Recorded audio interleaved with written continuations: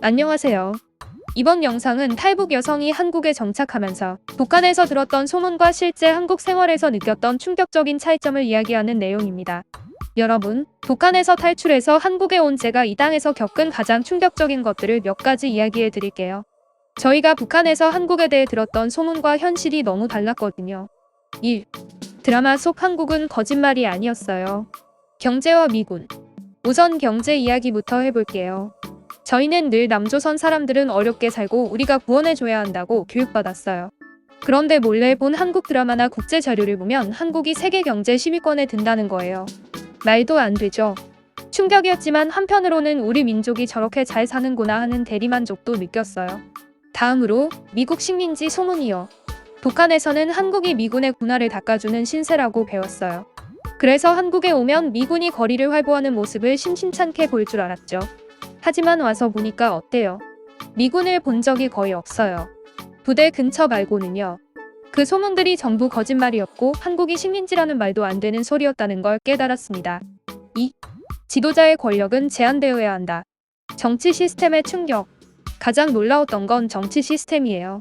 남한에서 유명한 연예인이 대통령에게 군 면제를 부탁했는데 대통령이 그건 내가 어떻게 할 수 있는 부분이 아니다라고 했대요. 북한에서는 김정은 한마디면 군대도 가고 대학도 가는 절대 권력이거든요. 그런데 남한의 대통령이 군대 문제 하나를 처리 못한다. 이게 너무 충격이었어요. 아, 이 나라는 함부로 권력을 휘두르지 못하는 사회구나 하는 걸 그때 알았죠. 또 대통령 후보가 선거 때 군부대에 가서 군인들한테 인사하고 밥을 퍼주는 모습을 뉴스에서 봤어요. 북한에서는 김일성이나 김정일, 김정은이 주민들에게 먼저 인사하는 모습을 본 적이 없거든요. 이걸 보면서 국민의 힘이 정말 크구나 하는 걸 느꼈고 내가 왜 북한에서 태어났을까 하는 생각까지 들었습니다.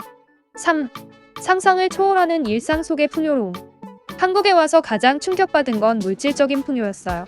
먹다 남은 음식을 버리거나 유통기한 지난 우유를 버리는 걸 보고 남편이랑 한숨을 쉬었어요. 북한 사람들이 보면 정말 기절할 일이다 하고요.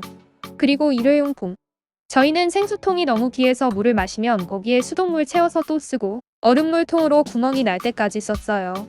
그런데 한국에 와보니 다 버리잖아요. 짜장면 그릇도 비닐봉투도 한번 쓰고 버리는 걸 보고 처음에는 너무 아까워서 저희끼리 설거지해서 다시 쓰기도 했어요. 북한에서는 어머니들이 비닐봉투도 빨아 말려서 다시 썼거든요. 이런 사소한 것에서 남과 북의 차이를 크게 느꼈습니다. 4. 나를 통제하지 않는 나라. 자유와 기회. 제가 한국에서 여권을 발급받으려고 했을 때도 충격이었어요. 북한에서는 여권 하나 받으려면 1년에 가까운 기간 동안 사상 검증을 받고 복잡한 절차를 거쳐야 겨우 받을 수 있거든요. 그런데 한국에서는 신분증 들고 주민센터 갔더니 3일 만에 문자가 오는 거예요.